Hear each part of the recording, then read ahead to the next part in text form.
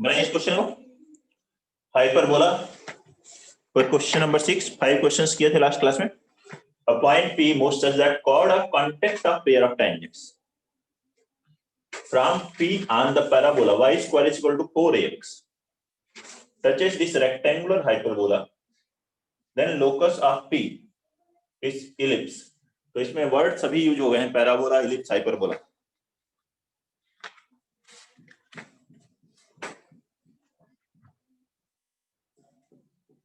लेकिन सभी word use हो गए हैं सब।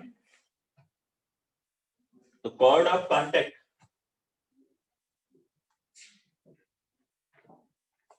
a pair of tangents from P on parabola, parabola है y square is equal to 4ax। ये पैराबोला है, इससे पे किसी पॉइंट से chord of contact इस रेक्टेंगुलर हाइपरबोला पर, तो रेक्टेंगुलर हाइपरबोला बनाते हैं इस तरह से। हो गया रेक्टेंगुलर हाइपरबोला, इस पर कोई पॉइंट P लिख लिए, इससे जो chord of contact होगी इधर भी बना सकते हैं। आप किधर भी बना सकते हैं, इधर बना लो।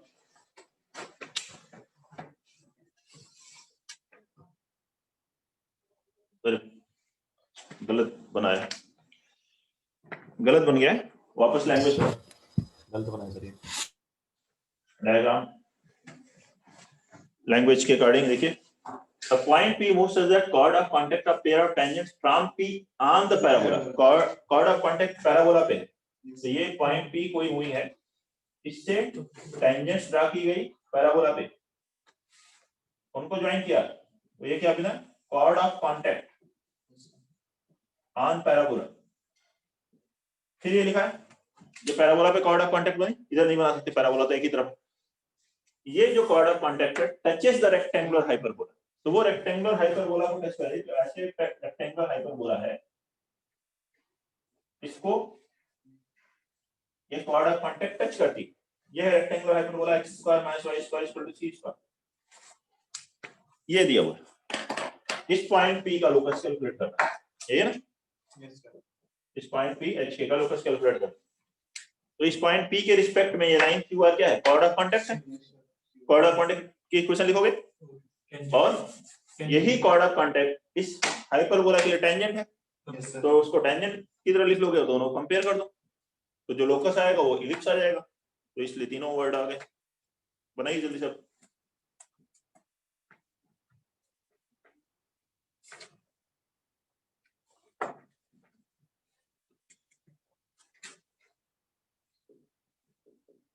Equation of QR as chord of contact, chord of contact की तरह इसकी इक्वेशन लिखें।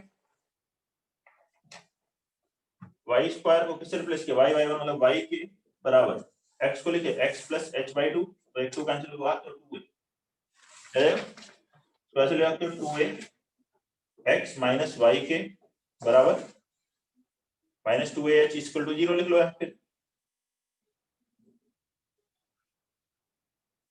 Plus 2ah is equal to 0, या chord of contact।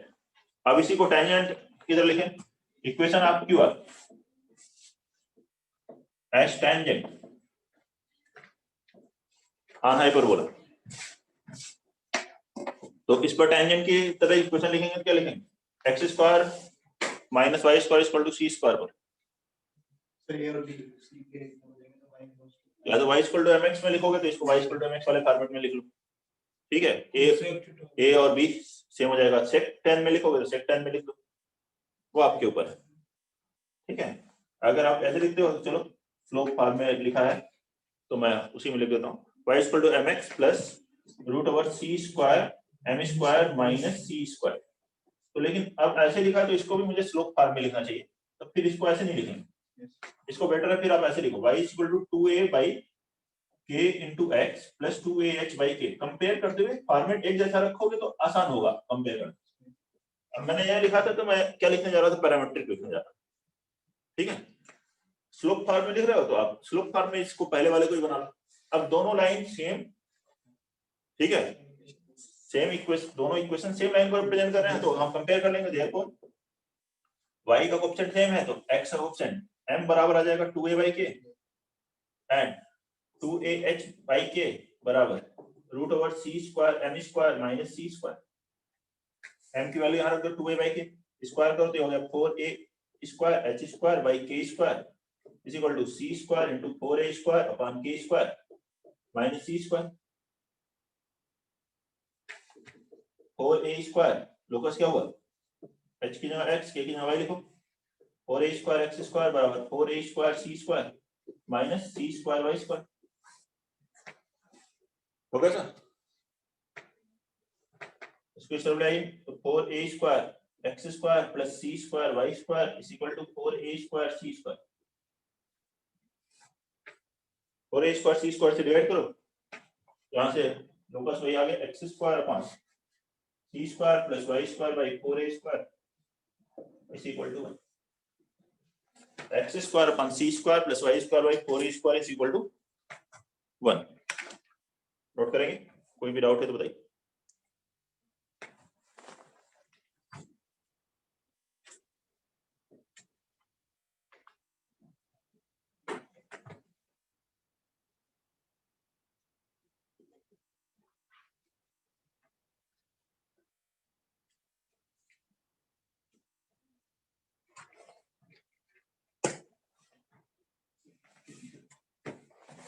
नोट कर लीजिए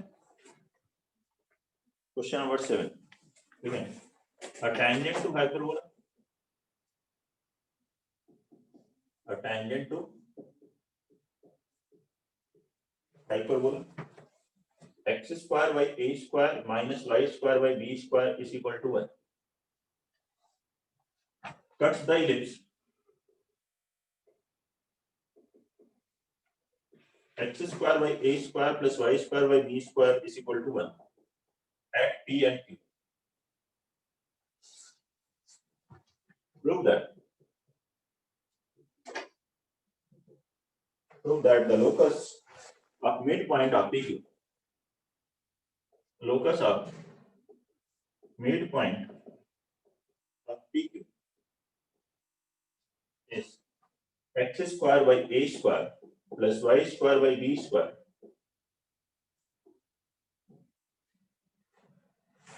x² by a² plus y² by b² whole square is equal to x² by a² minus y² by b²। बनाएंगे इस question को।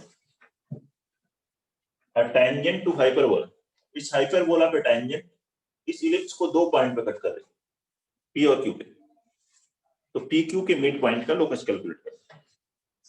डायग्राम बनाइए, ज्यादातर questions में यही होता है, एक लाइन की इक्वेशन को दो तरीके से लिख पा रहे हैं आप, दोनों डिफरेंट वे से लिखिए। जैसे इसमें लिखा था प्रोडक्ट ऑफ कॉन्टैक्ट और टेंजेंट, और फिर दोनों को कंपेयर कर दीजिए।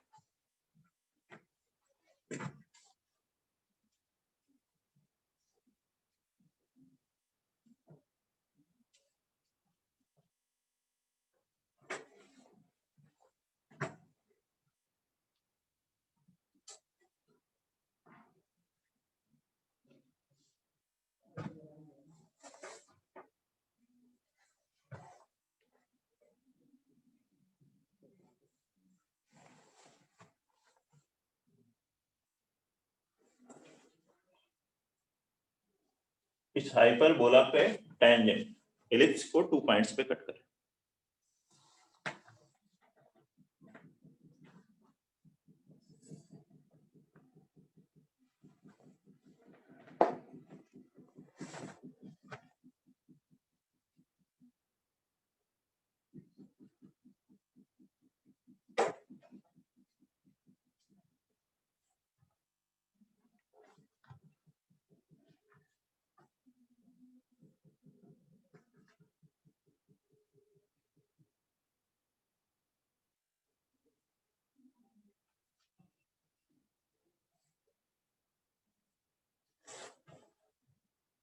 टेंजेंट टू दिस हाइपरबोला, इस हाइपरबोला पे देखें ऐसे ये हाइपरबोला बनाए, दोनों ही a0 और माइनस a0 पे कट करें, इलिप्स भी हाइपरबोला भी ऐसे बनेंगे।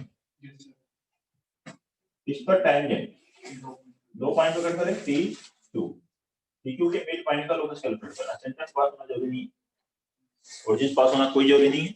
यहाँ डायग्राम में बन गया है। ये इसके मिड पॉइंट का लोकस कैलकुलेट करना है। एच के टेंजेंट वैसे तो मिड पॉइंट सेंटर हो जाएगा यहाँ पर, क्योंकि जो भी कॉर्ड सेंटर पास होती है उसका मिड पॉइंट वो होता है, लेकिन हमें इन जनरल बनाना है। अब बताइए क्या करना है। इस पी क्यू को क्या लिख सकते हो, एक बार टेंजेंट लिख सकते हो हाइपरबोला पे, और एक बार वो कॉर्ड लिख सकते हो जिसका मिड पॉइंट दिया हुआ है। तो दो तरीके से लिखोगे इक्वेशन, एक ही लाइन की, और दोनों को इक्वेट कर दो, आगे आंसर। तो equation of P Q as tangent on hyperbola, तो पैरामीट्रिक फॉर्म लिखते हैं तो यह हो गया x अपॉन a sec theta minus y upon b tan theta is equal to 1। यह tangent and PQS chord with midpoint HK, इसका मिड पॉइंट HK है, उस कॉर्ड की इक्वेशन क्या लिखोगे, T बराबर S1, तो क्या आ जाएगा T बराबर S1 से XH by A square minus YK by B square minus 1 equal to S1 H square by A square minus K square by B square minus 1 1 cancel. ठीक है, अब ये दोनों equations first and second same line को represent कर रहे हैं sir 1 and 2। Sir ये तो इलिप्स सॉरी है, प्लस कर दो, माइनस ही होगा, 1 तो माइनस ही होगा। 1 तो माइनस होगा, 1 तो कैंसिल भी हो जाएगा। ठीक है, इलिप्स पर है, इलिप्स के लिए है ना ये कॉर्ड, तो T बराबर S1 किसके लिए लगाओगे, इलिप्स के लिए लगाओगे। 1 एंड 2 रिप्रेजेंट सेम लाइन, ये दोनों एक ही लाइन को रिप्रेजेंट कर रहे हैं। तो अब इक्वेट कीजिए A1 upon A2 1 by A sec theta upon H by A square is equal to minus 1 by B tan theta upon K by B square is equal to 1 upon H square by A square plus K square by B square. यहाँ एक cancel, sec theta आ जाएगा और इससे tan theta, since sec square theta minus tan square theta is equal to 1 होता है, तो theta eliminate करो, आगे लो बस। sec स्क्वायर यहाँ से आ गया H by A upon H square by A square plus K square by B square whole square, ऐसे इधर माइनस K by B का square upon H square by A square plus K square by B square, यहाँ पे tan theta square is equal to 1। अब h की जगह x, k की जगह y लिखेंगे, क्रॉस मल्टीप्लाई करेंगे, देयरफॉर लोकस होगा x square by a square minus y square by b square is equal to x square by a square plus y square by b square whole square. बनाइए, note कर लीजिए।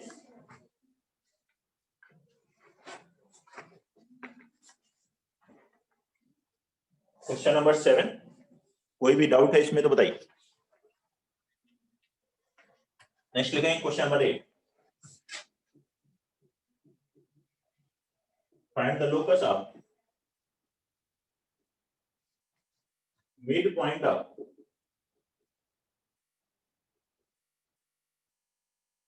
chord of hyperbola 2x square minus 3y square is equal to 1, each of which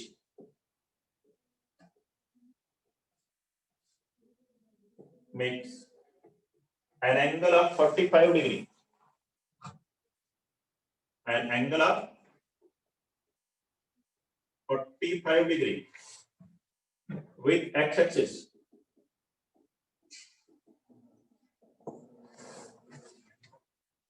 बनाएंगे इस question को।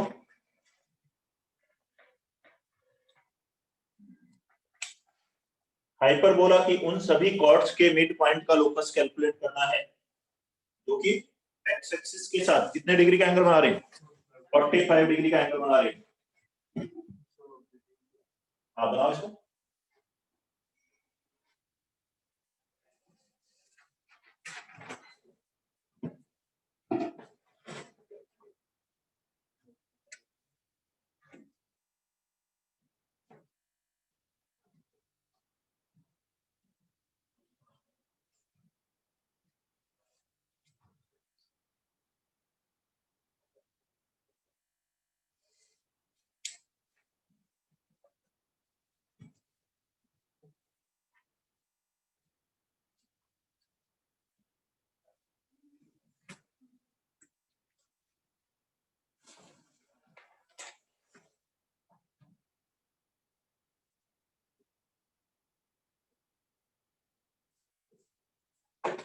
उन सभी chords के mid point का लोकस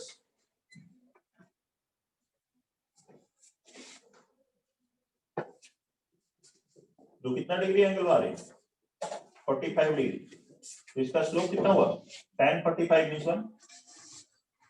सर आपने तो पॉजिटिव एक्सिस की है तो जैसे बनाना एक्स एक्सिस को प्लस करना विद पॉजिटिव एक्सिस, ठीक है। नहीं लिखा हो तो और ऑप्शंस एक ही हो तो पॉजिटिव लेंगे और मोर देन वन करेक्ट हो तो ठीक है, तो पॉजिटिव नेगेटिव जोड़ ले सकते हैं।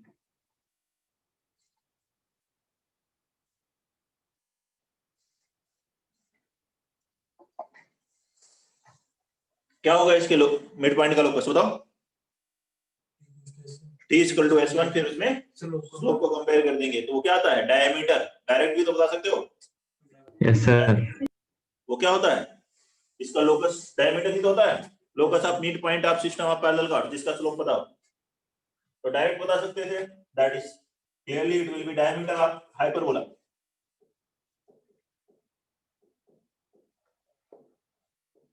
लेकिन डायरेक्ट बताने का फायदा तब है जब आपको डायमीटर की इक्वेशन पता हो, नहीं तो t इक्वल टू s1 से ही करना पड़ेगा, पता है बोलो। 20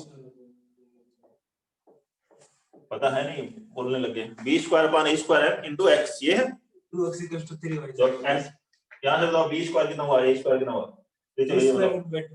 20 स्क्वायर रूट बाय 3 इसको लिखोगे x square by 1/2 minus y square by 1/3 is equal to 1, तो ये है a स्क्वायर और ये है गया b स्क्वायर, याद रख दो, तो 1/3 अपॉन 1/2 m की वैल्यू 1 इनटू x, ये आ गया locus y equal to 2 upon 3x।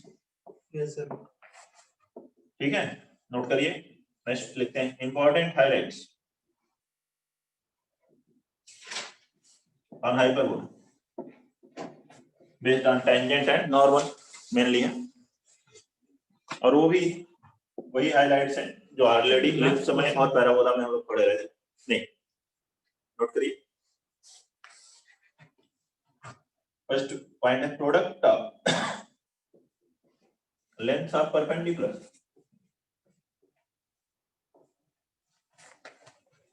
product of length of perpendiculars from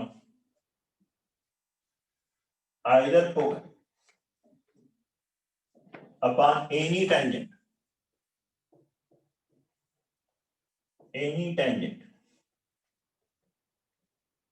on hyperbola or ellipse, दोनों में सेम होता है, क्या बताया था उसने, is equal to semi conjugate axis square, जैसे वहां क्या होता है सेमी माइनर एक्सिस स्क्वायर, तो यहाँ semi conjugate axis square that is b square, जो भी कॉन्जुगेट एक्सिस होगी सेमी कॉन्जुगेट एक्सिस उसके स्क्वायर के बराबर है। Product of length of perpendicular upon any tangent, किसी भी टेंजेंट पर फोकस से जो परपेंडिकुलर डालेंगे, इस फोकस से परपेंडिकुलर डाला ये p1, इस फोकस से परपेंडिकुलर डाला ये p2, तो p1 into p2 is equal to b square. Hyperbola x square by a square minus y square by b square equal to 1 में b स्क्वायर है। ये पढ़ा था इलिप्स में, ग्रुप भी वैसे ही कर सकते हो जो इलिप्स में लिखा था। सेकंड पॉइंट, और ये पुट ऑफ परपेंडिकुलर कहां होता है ऑक्सिलरी सर्कल पे, ये पुट ऑफ परपेंडिकुलर कहां मिलते हैं ऑक्सिलरी सर्कल पे। Put off perpendicular drawn from focus upon any tangent lies on auxiliary circle।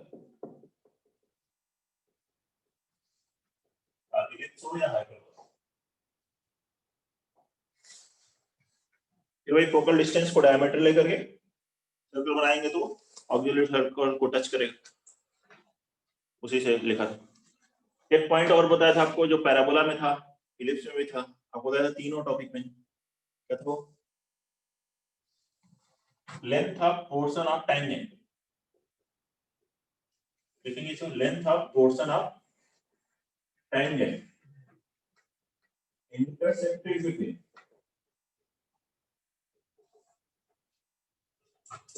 point of contact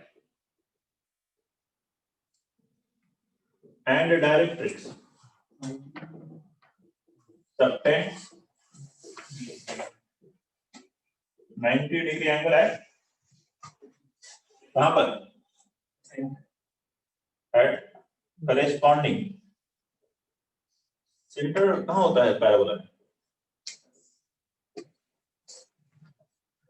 बताया ना पैराबोला इलिप्स हाइपरबोला सब में वहां तो सेंटर की बात नहीं करते हैं तो क्या है फोकस दो फोकस है तो corresponding focus length of portion of tangent intercepted between point of contact and directrix subtends right angle at corresponding focus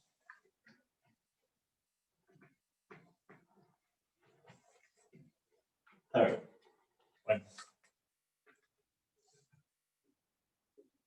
fourth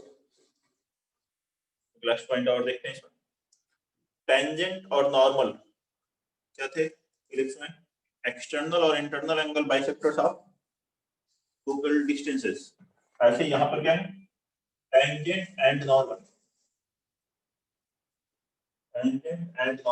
are internal and external bisector internal and external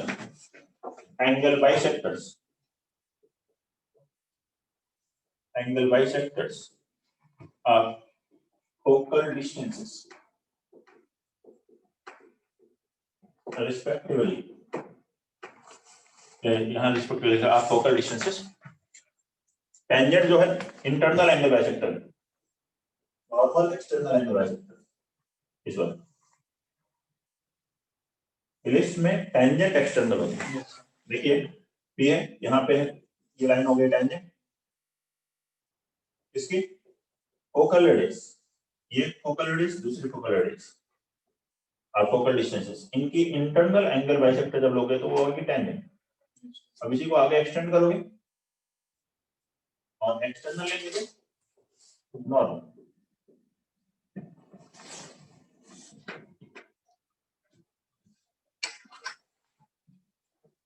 तो पहले ये point है hyperbola पर सिलुएटेड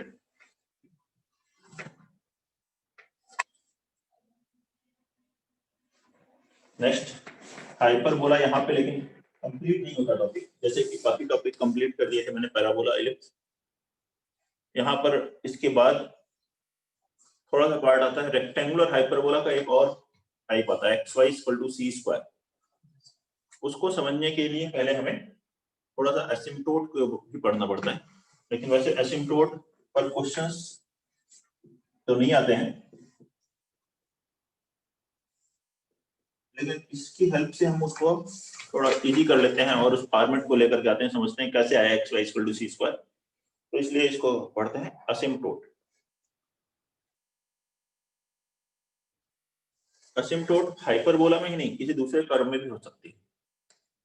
एसिम्पटोट किसी भी curve के लिए क्या है जरूरी नहीं हर कर्व में आए लेकिन कर्व में हो भी सकती है डिपेंडिंग अपॉन कर्व और नहीं भी आ सकती। एसिम्पटोट होती है टेंजेंट लाइन ठीक है लेकिन जो टेंजेंट है इसका पॉइंट ऑफ कांटेक्ट कहां होता है इंफिनिटी पर जाकर के टच कर रही तो उसे कहते हैं एसिम्पटोट मतलब टेंजेंट एट इंफिनिटी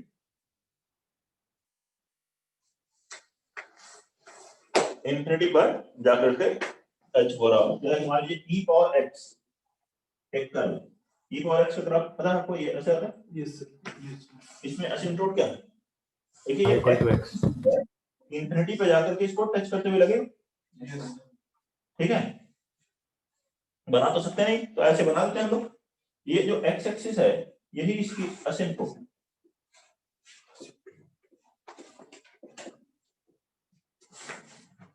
ऐसे ही ln x का ग्राफ log x का ग्राफ ऐसे होता है इसमें देखिए y एक्सिस जो है ये इंफिनिटी पर जाकर प्लस इंफिनिटी या माइनस इंफिनिटी कैसे भी हो सकता है किसी लाइन पर भी हो सकता है कोई x एक्सिस y एक्सिस होना जरूरी नहीं है यहाँ पे तो मैं आपको सिंपल ग्राफ से आपको दिखा रहा हूँ ये एसिम्पटोट ये भी इसकी एसिम्पटोट ठीक है सर इधर ये लाइन नहीं हो सकती सर, y एक्सिस में वाई एक्सिस ये कर कहाँ पे, कौन सी लाइन वो तो पता है। बना के दिखाओ, कौन सी लाइन बात कर रहे हो? ये भी तो सर इनफिनिटी पे जा रहे हैं आगे। इनफिनिटी पे जा रहा है, कैसे ऐसे नहीं हो रहा है ना, ऐसे नहीं जा रहा, ये तो बढ़ता जाएगा, इस चलता है। चलता रहेगा, कोई इस पर टेंजेंट मिलेगी इनफिनिटी एक्सपोनेंशियल करा, ऐसे नहीं हो रहा है, यू नहीं बन रहा है, ठीक है। tan x देखो, tan x का ग्राफ ये है, ये जा रहा है इनफिनिटी पर एकदम यू ही, तो ये असिम्प्टोट है x equal to pi by, अब x equal to pi by 2, इस कर्व को दो प्लस इनफिनिटी पे भी जा रहा है, टच कर रहा है, माइनस इनफिनिटी पे भी टच कर रहा है, ये भी असिम्प्टोट यहां पर है, कैसे भी लाइन हो सकती है, ऐसे कोई कर्व x एक्सिस ही असिम्प्टोट है और इसको प्लस इनफिनिटी और माइनस इनफिनिटी दोनों पे टच करें, e power minus x square, तो डिपेंड करता है कर्व में, y equal to 1 by x में y equal to 1 by x बना लो, दोनों हो जाएंगे। दो असिम्प्टोट है, एक से ज्यादा असिम्प्टोट हो सकती है, ये भी असिम्प्टोट है, ये भी असिम्प्टोट है, और 1 बाई x फिर से याद देखो, दोनों प्लस इनफिनिटी माइनस इनफिनिटी दोनों तरफ टच कर रहे हैं, कर रहे हैं, और y equal to 1 by x क्या है, x y इक्वल टू 1, वो रेक्टेंगुलर हाइपरबोला है क्या, हाइपरबोला की ये असिम्प्टोट है, ये भी असिम्प्टोट है, ये भी असिम्प्टोट है, और हाइपरबोला में जो असिम्प्टोट होती है वो हाइपरबोला को दो पॉइंट पर टच करते हुए दिखेंगे और दोनों ही इनफिनिटी पर होंगे, तो हाइपरबोला जैसे कि मैंने आपको बताया कि एक पॉइंट भी हो सकता है, दो भी हो सकते हैं, तो हाइपरबोला में क्या होता है, दो पॉइंट पे होते हैं और दोनों ही कहाँ होते हैं, इनफिनिटी पर होते हैं, लिख लें इसको, इन hyperbola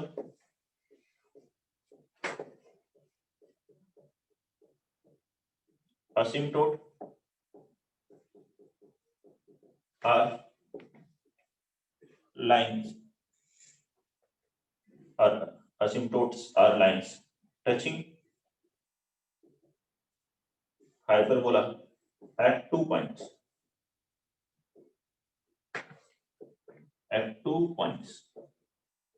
and both are at infinity, दोनों ही पॉइंट कहां होने चाहिए, infinite,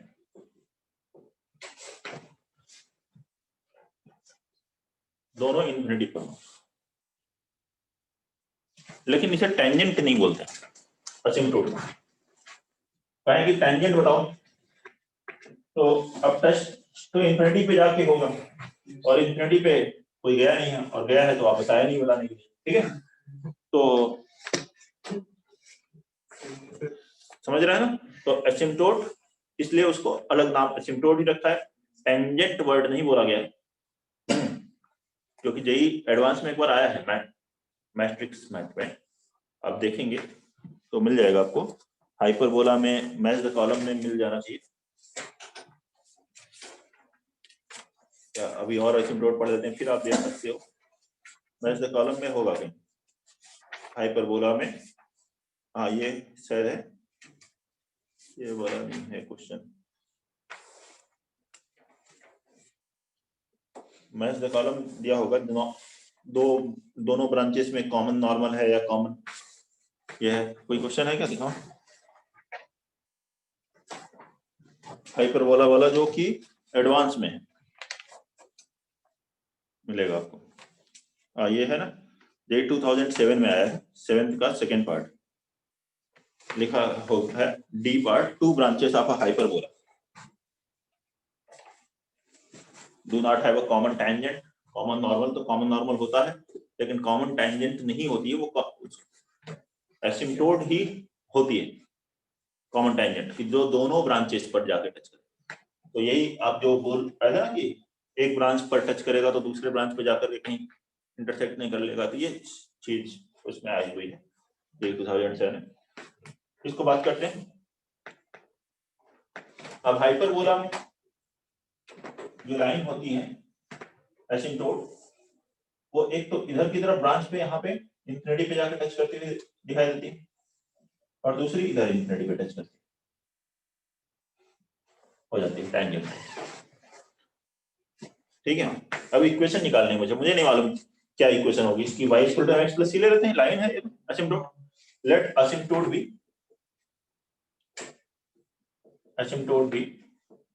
y equal to mx plus c and hyperbola ये ले लेते हैं x square by a square minus y square by b square is equal to 1। ये हाइपरबोला है, ये लाइन। इन दोनों का पॉइंट ऑफ इंटरसेक्शन क्या होना चाहिए? इंफिनिटी पे होना चाहिए। Yes sir. तो मैं इनके पॉइंट ऑफ इंटरसेक्शन निकालता हूं। और पॉइंट ऑफ इंटरसेक्शन y की वैल्यू x के टर्म में इसमें रखोगे तो आ जाएगा x square by a square minus mx plus c whole square b square is equal to 1 होगा। एलसीएम लेंगे, यहाँ से आएगा b square x square minus a square, इसका स्क्वायर करोगे m square x square plus 2mcx plus c square is equal to a square b square. इनके जो point of intersection है, दोनों पॉइंट ऑफ इंटरसेक्शन दो आने चाहिए और दोनों कहाँ आने चाहिए? इंफिनिटी पर। ये क्वाड्रेटिक बन गया b square minus a square m square into x square minus 2a square mcx minus a square c square minus a square b square equal to 0। ये क्वाड्रेटिक है, both roots of this quadratic are at infinity. दोनों root कहाँ होंगे? Infinity पर होंगे। एक quadratic के दोनों रूट इंफिनिटी पे हो तो क्या कंडीशन होती है?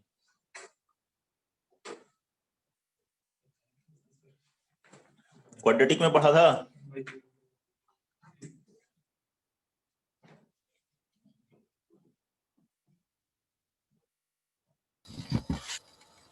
पढ़ा था ना क्वाड्रेटिक में कि दोनों रूट इंफिनिटी पे हो तो क्या होता है? एक्स स्क्वायर का कोएफिशिएंट 0 होता है और एक्स का कोएफिशिएंट भी 0 होता है। एक्स स्क्वायर कोएफिशिएंट 0 किए तो b square minus a square m square बराबर 0 एंड ये 0 किए तो माइनस 2a स्क्वायर mc बराबर 0। यहां से आ गया m स्क्वायर बराबर b square by a square. यहां देखो a 0 हो सकता है क्या? क्या तकलीफ है? हो जाएगा क्यों? नहीं हो सकता। क्यों? डिनोमिनेटर में देखो x square by a square, hyperbola ही नहीं आएगा फिर तो। a 0 नहीं हो सकता। m तो हो सकता है? नहीं हो सकता। क्यों? m अगर 0 हो गया तो ये b स्क्वायर 0 होगा, b स्क्वायर 0 हो जाएगा तो भी हाइपरबोला नहीं होगा, तो मतलब m भी 0 नहीं हो सकता। तो बचा क्या? -2 ऐसे c 0 हो गया। c 0 होगा, यहाँ c 0 होगा और m कितना होगा? Plus minus b by a। याद रख दो, वही असिम्प्टोट की इक्वेशन आ गई। देयरफॉर इक्वेशन ऑफ असिम्प्टोट क्या हो गया? y equal to b by ax and y equal to minus b by ax। तो ये है असिम्प्टोट्स की इक्वेशन, देख लीजिए। c 0 कर दिया तो आएंगी, एक तो आएगी y equal to b by ax और दूसरी हो गई y equal to minus b by ax। Symmetry से two asymptotes will be there. Hyper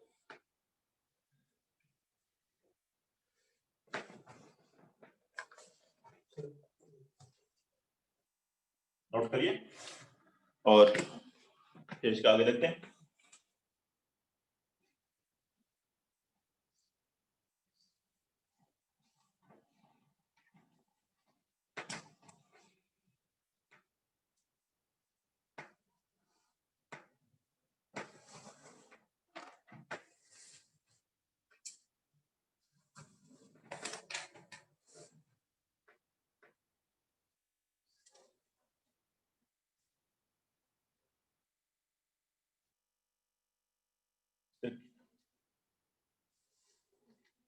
कोई कहे कि मुझे इस हाइपरबोला के लिए नहीं, इसके कॉन्जुगेट हाइपरबोला के लिए असिम्प्टोट निकालना है। क्या कॉन्जुगेट हाइपरबोला कौन है? बोलो कॉन्जुगेट हाइपरबोला क्या होगा? यहाँ पे -1 करोगे, -1 करोगे तो यहाँ -1 आएगा, यहाँ पे माइनस हो जाएगा, यहाँ प्लस हो जाएगा। लेकिन इससे x के कोएफिशिएंट और x स्क्वायर कोएफिशिएंट में कोई फर्क पड़ा? तो वही 0 करोगे तो वही आएगा वैल्यू। मतलब इसके एसिम्प्टोट निकालो या कॉन्जुगेट के निकालो, दोनों के एसिम्प्टोट सेम होते हैं। होते हैं सेम, लिख लेंगे इसको।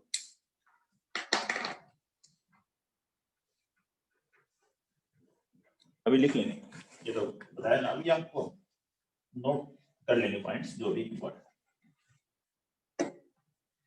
अच्छा इस एसिम्प्टोट को ऐसे लिखो, ऐसे लिख सकते हो, बी इधर मल्टीप्लाई करो, ये बन गया x by a minus y by b बराबर 0, एंड ये क्या हो जाएगा x by a plus y by b equal to 0 होगा। मल्टीप्लाई करोगे तो क्या मिलेगा, पेयर ऑफ एसिम्प्टोट्स, मतलब दोनों एसिम्प्टोट्स की pair of lines, pair of asymptotes क्या हो गया, मल्टीप्लाई कर दो x square by a square minus y square by b square equal to 0। Hyperbola की इक्वेशन क्या थी, x square by a square minus y square by b square equal to 1। उसमें और पेयर ऑफ एसिम्प्टोट में क्या difference है, 1 का, यहाँ 1 का है, लेकिन कोई दूसरा हाइपरबोला हो तो कांस्टेंट का डिफरेंस हो सकता है, वो कांस्टेंट 1 भी हो सकता है और कोई और भी वैल्यू हो सकती है, 0 नहीं होगी, नहीं तो वो हाइपरबोला ही रहेगा। तो पेयर ऑफ एसिम्प्टोट्स और इसमें हमेशा कांस्टेंट का डिफरेंस होगा। कॉन्जुगेट हाइपरबोला की इक्वेशन से देखो तो कितना डिफरेंस है, -1, वो भी कांस्टेंट है, ठीक है। तो इन पॉइंट्स को लिखते हैं, जो भी आपसे बात की,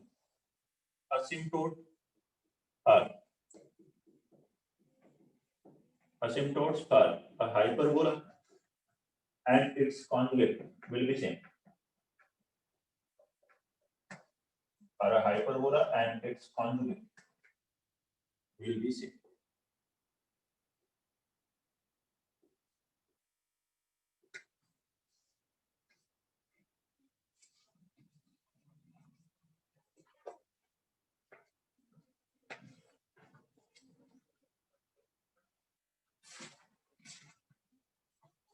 एक हाइपरबोला और उसके कॉन्जुगेट हाइपरबोला की असिम्प्टोट सेम होती है। Second point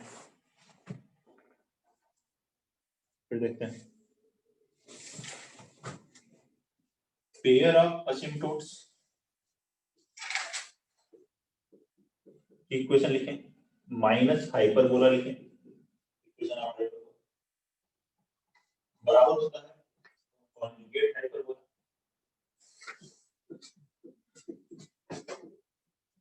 minus pair of असिम्प्टोट्स,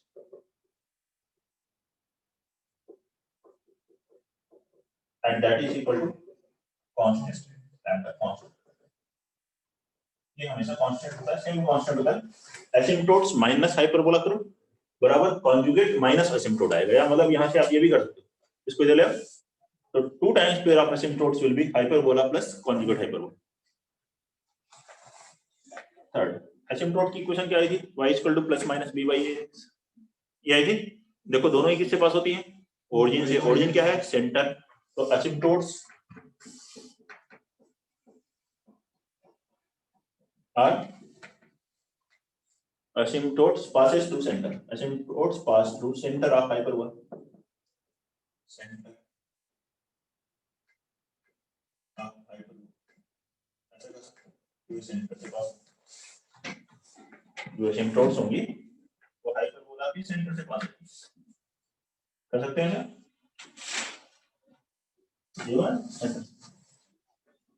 अच्छा इसका स्लोप m है तो इसका क्या है, -m, इसकी जो एंगल बाइसेक्टर होगी, एक एंगल बाइसेक्टर पे आ जाएगी, दैट इज ट्रांसवर्स एक्सिस, और दूसरी एंगल बाइसेक्टर कॉन्जुगेट एक्सिस, मतलब एसिम्प्टोट्स की जो एंगल बाइसेक्टर होती हैं they are principal axis of hyperbola, कर सकते हैं सर। एक जो हाइपरबोला कट करेगी वो ट्रांसवर्स एक्सिस होगी, जो कट नहीं करेगी वो कॉन्जुगेट एक्सिस होगी। तो angle bisectors of asymptotes, angle bisectors of asymptotes are, angle bisector of asymptotes are principal axis of hyperbola, तो हाइपरबोला की प्रिंसिपल एक्सिस होती है। अगर आप सेंटर से टेंजेंट लिखने की कोशिश करोगे तो वो एसिम्प्टोट ही आएंगे, वैसे तो टेंजेंट तो उसको बोलता नहीं, लेकिन अगर आप टेंजेंट लिखने की कोशिश करते हो सेंटर से, tangent from centre on hyperbola, अगर मुझे ये लेना, देखिए क्या होगा, हाइपरबोला में टेंजेंट फंक्शन क्या होती है, y equal to mx plus minus root over a square m square minus b square, और सेंटर से मतलब 0 0, इस 0 0 इस आने, तो ये 0 0 इस टेंजेंट को सेटिस्फाई करना चाहिए। जल्दी करोगे तो ये क्या आएगा, ये 0 0 बराबर 0 plus minus root over a square m square minus b square, यहां से a square m square minus b square, ये पार्ट हो गया 0, और a स्क्वायर m स्क्वायर बराबर कितना आ गया, b स्क्वायर, मतलब m बराबर आ गया plus minus b by a, m plus minus b by a रखोगे तो y बराबर आ जाएगा plus minus b by a into x, और ये 0, ठीक है।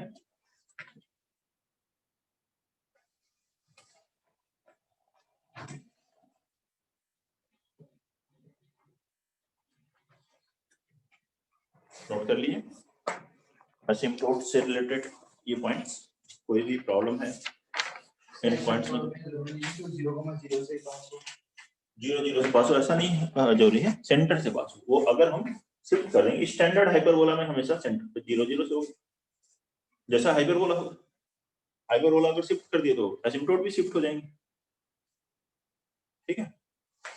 तो इसी से हम लोग पढ़ते हैं क्या, रेक्टेंगुलर हाइपरबोला,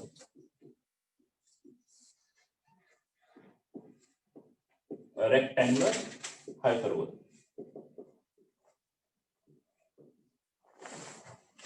इसी का दूसरा एक और नाम भी है इक्विलैटरल हाइपरबोला, सुना होगा ये नाम आपने कि नहीं,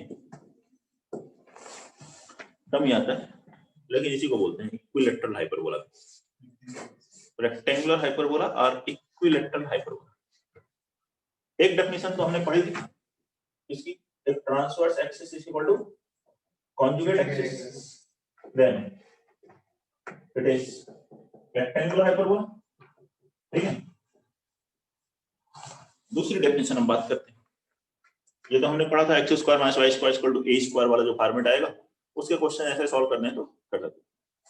दूसरी definition rectangular word 90 degree word कहां से आ रहा है, हाइपरबोला उस असिम्प्टोट्स आर एट 90 डिग्री जिसकी असिम्प्टोट्स परपेंडिकुलर होती है, ये परपेंडिकुलर नहीं है, ठीक है। b by a into minus B by A करोगे तो माइनस 1 नहीं आएगा, minus B square by A square आएगा, b जब a हो जाएगा तो minus a square by A square minus 1 हो जाएगा, देखो b बराबर a करो, ये क्या होगा, b बराबर a करोगे तो ये 1 हो जाएगा, इसी तरह से माइनस 1 हो जाएगा, प्रोडक्ट माइनस हो जाएगा। Hyperbola asymptotes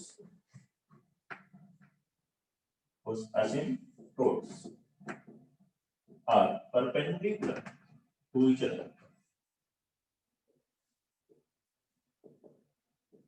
is called rectangular hyperbola, जिसकी asymptotes perpendicular होती हैं उसे क्या कहेंगे, rectangular hyperbola।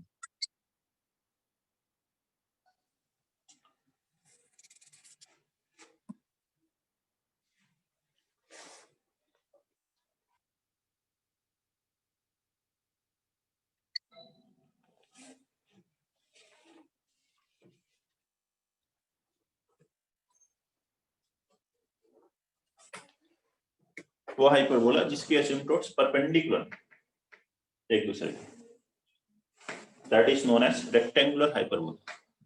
अब x square minus y square equal to a square तो पढ़ चुके हैं, और दूसरा रेक्टेंगुलर हाइपरबोला पढ़ेंगे, hyperbola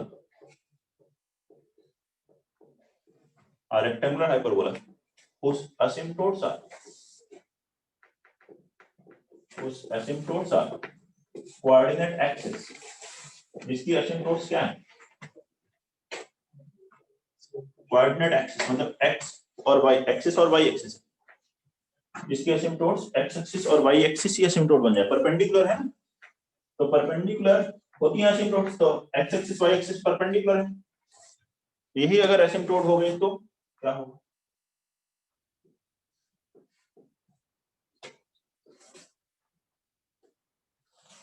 x axis y axis ही एसिम्प्टोट बन जाए। तो एसिम्प्टोट की पेयर ऑफ एसिम्प्टोट की इक्वेशन क्या होगी, इसकी इक्वेशन y इक्वल टू 0, इसकी x इक्वल टू 0, तो x into y is equal to 0, इसके साथ कांस्टेंट का डिफरेंस होता है तो xy इक्वल टू लैम्डा लिख सकते हो उस हाइपरबोला की इक्वेशन लिख सकते हैं। अच्छा, इनके जो एंगल बाइसेक्टर होते हैं, अभी पढ़ा था एंगल बाइसेक्टर प्रिंसिपल एक्सिस होती है, तो इसका एंगल बाइसेक्टर ये हुआ। अगर ये ट्रांसवर्स एक्सिस है तो मतलब ये हाइपरबोला को कट करे, हाइपरबोला कट करेगी तो हाइपरबोला ऐसे दिखाई देगा। इधर पार्ट देखो घुमाओ, वही हाइपरबोला दिख रहा है। Yes, sir.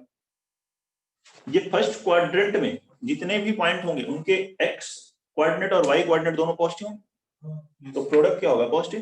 positive. थर्ड में दोनों निगेटिव होंगे तो प्रोडक्ट क्या होगा? पॉजिटिव। तो इसको हम c स्क्वायर लिख देते हैं। पॉजिटिव वैल्यू है तो c स्क्वायर लिख सकते हैं, ये रियल नंबर का स्क्वायर हमेशा पॉजिटिव होगा। तो कोऑर्डिनेट एक्सिस है तो उसको हम लोग लिखते हैं hyperbola xy equal to c square. वैसे माइनस c स्क्वायर भी आ सकता है, माइनस c स्क्वायर आएगा हाइपरबोला सेकंड और फोर्थ क्वाड्रेंट में आएगा, उस समय ट्रांसवर्स एक्सिस इधर आएगा। और ये कॉन्जुगेट एक्सिस इसके परपेंडिकुलर, ये हो जाएगी conjugate axis. Point of intersection of asymptote is centre, centre से पास होती है ना, तो ये हाइपरबोला बनेगा xy equal to c square, इस तरह से जाएगा। अब इससे रिलेटेड पॉइंट अगर बात करें, फर्स्ट सेंटर क्या होगा? ओरिजिन हो गया, सेंटर तो ओरिजिन है। ट्रांसवर्स एक्सिस कौन सी लाइन है? y is equal to x। Conjugate axis Y equals to minus x. y is equal to minus x। Eccentricity, √2. Eccentricity rectangular hyperbola की √2 होती है, Yes. तो √2। Asymptotes X equals to 0. X y equals to x axis and y axis, x equal to 0 y equal to 0। ये कुछ points जो कि अभी तक इससे पता थे डायरेक्ट, वो देख लिए। अब कुछ और पॉइंट्स की बात करते हैं और पॉइंट निकालते हैं इससे। ट्रांसवर्स एक्सिस हाइपरबोला को जहां कट करती है वो पॉइंट क्या होता है? वर्टेक्स। vertex. Yes, sir. ये है xy equal to c square hyperbola, ये लाइन है X equals to y equal to x और ये है y equal to minus x। Angle bisector हुआ ना 45 45, तो ये y इक्वल टू x, ये y equal to minus x। इस पर कोई भी पॉइंट लोगे तो x coordinate y coordinate equal होगा, C को तो x अल्फा अल्फा अगर मान लो पॉइंट है ये, तो अल्फा अल्फा यहां रखिए, तो alpha into alpha, alpha square equal to c स्क्वायर, मतलब कौन सा पॉइंट आ गया? c c और माइनस c माइनस c। तो ये है vertices c c and minus c minus. Length of transverse axis, transverse axis की लेंथ कितनी होगी? डिस्टेंस बिटवीन वर्टाइसेस वही होता है, ये डिस्टेंस देखो √2c, इसका डबल 2√2c।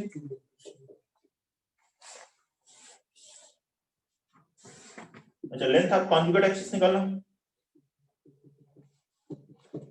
तो कितना होगा? कॉन्जुगेट एक्सिस की लेंथ conjugate axis सेम ही होगी सर। सेम होगा ना। अभी ये रेक्टेंगुलर हाइपरबोला में क्या होता है? ट्रांसवर्स कॉन्जुगेट बराबर, ये ट्रांसवर्स के ही बराबर है, that is 2√2c। Next, length of latus rectum, length of latus rectum क्या होता है? वैसे क्या यहाँ ए बी बराबर होते हैं, तो 2a स्क्वायर है ये, मतलब 2a, और 2a किसकी लेंथ होती है? ट्रांसवर्स एक्सिस की लेंथ होती है, तो इसमें लेंथ ऑफ ट्रांसवर्स एक्सिस के ही बराबर होता है। ये तीनों बराबर हैं, इसीलिए नाम क्या है? Transverse conjugate plus latus rectum. Latus rectum भी इसी के बराबर, रेक्टेंगुलर हाइपरबोला।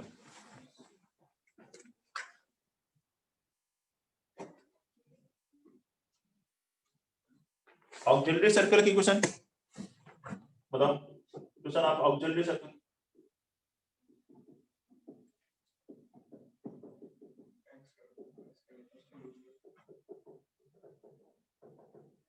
सेंटर क्या हो गया?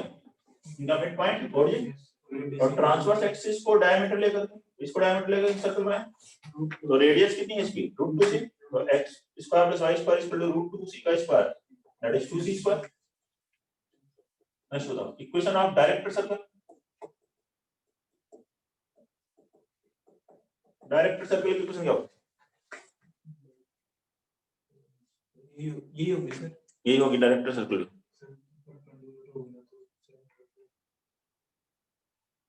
सर पॉइंट होगा एक। डायरेक्ट सर्कल किसी भी हाइपर रेक्टेंगुलर हाइपरबोला में x square plus y square equal to a square minus b square point circle होता है। a और b बराबर है तो पॉइंट सर्कल होता है सभी रेक्टेंगुलर हाइपरबोला में that is centre.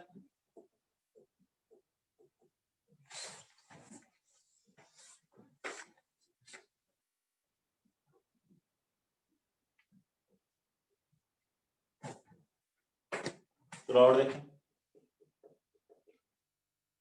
Focus direct axis, फिर से डायग्राम बनाते हैं इसका। फोकस डायरेक्ट एक्सिस ये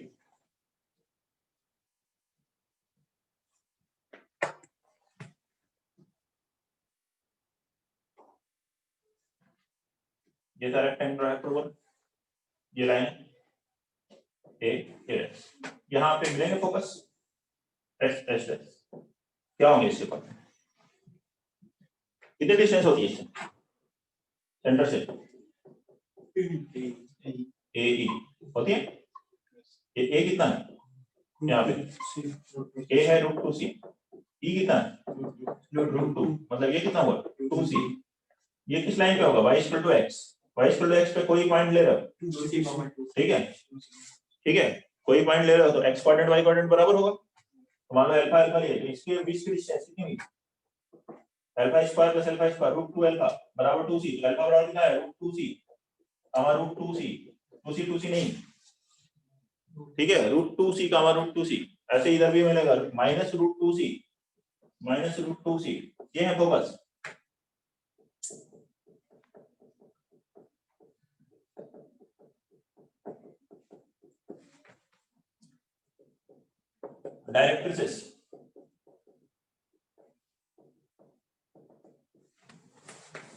डायरेक्ट्रिसेस रेक्टेंगुलर हाइपरबोला की C by root 2 है।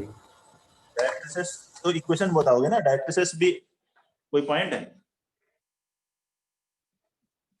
y इक्वल टू x पे C by root 2 पे कट करिए। y इक्वल टू x पे सर C by root 2 पे कट करिए ठीक है। अभी देख लेते हैं ध्यान से बना करके बताओ नहीं तो गड़बड़ आएगा तुम्हारा।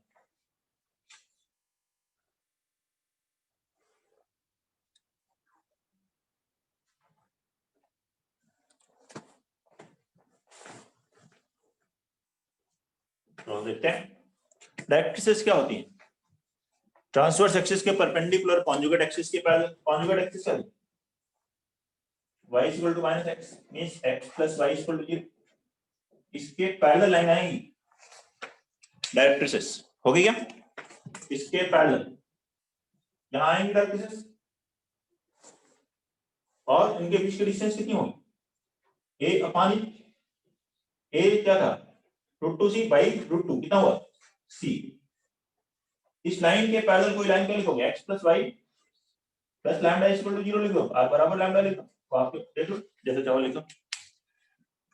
अब इन दो पैरेलल लाइन के बीच की डिस्टेंस कितनी होनी चाहिए c होनी चाहिए। तो दो पैरेलल लाइन के बीच की डिस्टेंस क्या लिखोगे c1 - c2 मतलब लैम्डा अपॉन रूट 2 इसका मॉडुलस बराबर c। तो लैम्डा बराबर क्या है plus minus c root 2 lambda बराबर क्या है प्लस माइनस c रूट 2 तो एक प्लस इसके लिए माइनस इधर तो डायरेक्ट्रिसेस क्या मिली x plus y is equal to plus minus c root 2। बताइए कोई डाउट है? ये है डायरेक्ट्रिसेस। इसमें पैरामेट्रिक कोऑर्डिनेट्स लिखते हो तो क्या लिखते हैं इस पर कोई पॉइंट अज्यूम करना पैरामेट्रिक कोऑर्डिनेट्स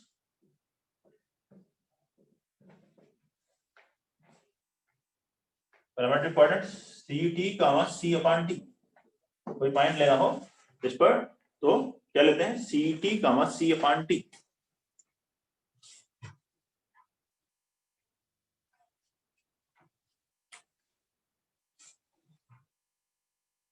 नेक्स्ट लिखते हैं equation of chord joining T1 and Q2. Equation of chord joining 2 points T1 and T2. कोई भी 2 पॉइंट है, एक पॉइंट है T1, दूसरा है T2. T1 का मतलब CT1 C upon T1, तो मतलब CT2 C upon T2. Slope कितना होगा PQ का? PQ का स्लोप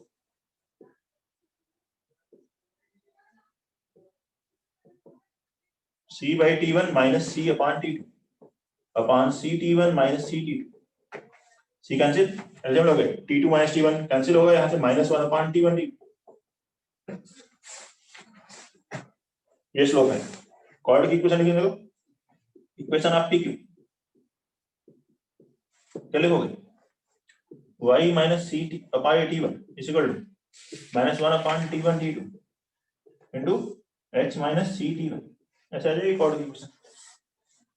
और सिंप्लीफाई करना चाहो तो यहाँ से आएगा y T1 T2 minus CT2 बराबर minus x plus CT1, that is x plus y T1 T2 बराबर C T1 plus T2.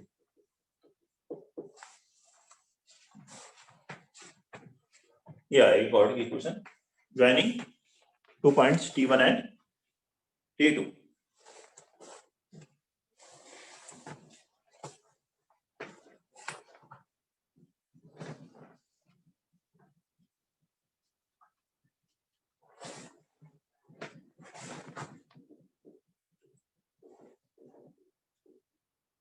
सभी पॉइंट वैसे ही कैलकुलेट और भी कर सकते हैं, किसी पॉइंट D0 से पास हो, ये सब जरूरत नहीं है, नहीं आते हैं ज्यादा क्वेश्चंस, ठीक है. लेकिन जो मेन पॉइंट जिन पे क्वेश्चंस हो सकते हैं तो उनको हम लोग यहाँ देख रहे हैं. बाकी आपको पैरामेट्रिक बनाना है, ये करना है तो आप बना सकते हैं. जैसे कि मैं टेंजेंट की क्वेश्चन यहाँ पे लिखने जा रहा हूँ पैरामेट्रिक फॉर्म में और कार्टेशियन फॉर्म में, पॉइंट फॉर्म में. तो इक्वेशन ऑफ टेंजेंट, बाकी स्लोप फॉर्म बना तो उससे बन सकता है. Equation of tangent at x1y on xy is equal to c square. Tangent question के लिए क्या करते हैं? xy हो तो किससे रिप्लेस करते हैं? xy1 plus x1y by 2 is equal to c square. तो ये टेंजेंट आ गई xy1 plus x1y is equal to 2c square. ये टेंजेंट. इसी को दूसरे फॉर्मेट में भी लिख सकते हैं. ध्यान से देखिए, ये x1 y1 इस कर्व के ऊपर है तो x1 into y1 कितना होगा? c square. इस c स्क्वायर की जगह x1 y1 लिख दें तो इसी को हम ऐसे लिख सकते हैं xy1 plus x1y बराबर 2x1 y1. इस x1 y1 से डिवाइड कीजिए, ये बन जाएगा x by x1 plus y by y1 is equal to 2. ये दोनों फॉर्मेट सही है, जैसा लिखा हो क्वेश्चन उसके अकॉर्डिंग कन्वर्ट कर सकते हैं.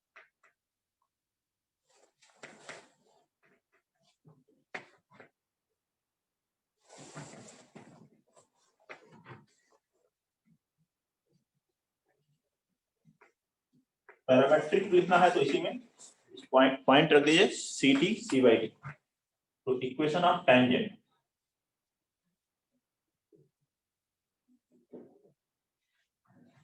Eight CT, C upon T will, इस पर टेंजेंट की लिखनी है. इसमें रख देते हैं x y1 की लिखोगे C by T, x1 की CT इंटू y बराबर 2c स्क्वायर. या इसमें भी रख सकते हो, किसी में भी रख आ जाएगा. एक c कैंसिल, एलसीएम ले दो x plus y t square is equal to 2c. ये है टेंजेंट. नॉर्मल पढ़ेंगे केवल पैरामेट्रिक फॉर्म में, बाकी बनाने हो तो आप किसी भी फॉर्मेट में बना सकते हैं. लास्ट पॉइंट है रेक्टेंगुलर हाइपरबोला में. बाकी कॉर्ड ऑफ कांटेक्ट वैसे ही लिख सकते हैं, कॉर्ड विद मिड पॉइंट या आप टेंजेंट लिखना चाहें तो जैसी जरूरत पड़ेगी उसके अकॉर्डिंग आ जा सकता है. नेक्स्ट है equation of normal at CT, C by T will be, क्या होगा normal equation? y minus y1 is equal to m slope देखिए यहां से टैंजेंट का कितना है -1/t², तो नॉर्मल का क्या होगा t² इंटू x माइनस सी, यही है नॉर्मल की इक्वेशन। नॉर्मल की इक्वेशन पैरामेट्रिक फॉर्म में means at point ct, c upon t। Note कर लें, ये हाइपरबोला कंप्लीट हो गया है। क्वेश्चंस इस पे कुछ करेंगे हम लोग, और 5 क्वेश्चंस इस पर देख लेंगे इस टॉपिक को कंप्लीट करने से पहले। देख लें, यहां तक पहले नोट कर लीजिए। कोई भी डाउट है किसी पॉइंट में तो बताइए किसी बच्चे को।